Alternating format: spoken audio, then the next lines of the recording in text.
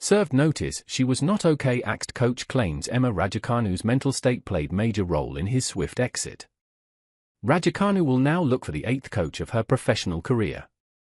Etienne Fermi, sports reporter in London. The former US Open champion, 22, began working with Platnik ahead of Indian Wells earlier this month. On the eve of the Miami Open, however, it was announced that the partnership had come to a premature end after just one match. Raducanu has endured a difficult year to date. After reaching the Australian Open third round, the British star went on a 4-match losing streak. Having broken her duck against Maria Sakkari in Dubai, Raducanu's subsequent second-round defeat to Karolina Muchova was overshadowed by her stalker ordeal, when a fixated man had to be removed from the stands. Following his split with Raducanu, Platnik told the BBC, "I totally understand Emma, she's not in an easy position. The world is looking at her after the US Open and everybody is expecting, including herself, what she is going to do next. So for me, it's absolutely understandable that she's under a lot of pressure. She told me she was feeling stressed. There are no hard feelings from my side. She finished the relationship in a fair way, maybe too quickly, but this is tennis, this is sport. We need to respect that. She was not feeling okay, and that was her decision. I didn't want to go into deeper communication about that. I think the player needs to feel good, and the player needs to make a decision.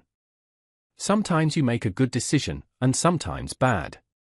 Raducanu lost 6-3, 6-2 to Mayuka Uchijima in her Indian Wells first round, in what went on to be Platnik's only match in her player box. The world number 60 has bounced back in Dubai, however, beating Sayaka Ishii and 8th seed Emma Navarro to reach round 3.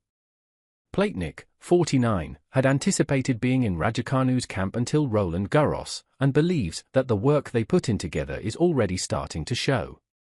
The Slovakian added, "We had a good discussion, the communication was good from her side.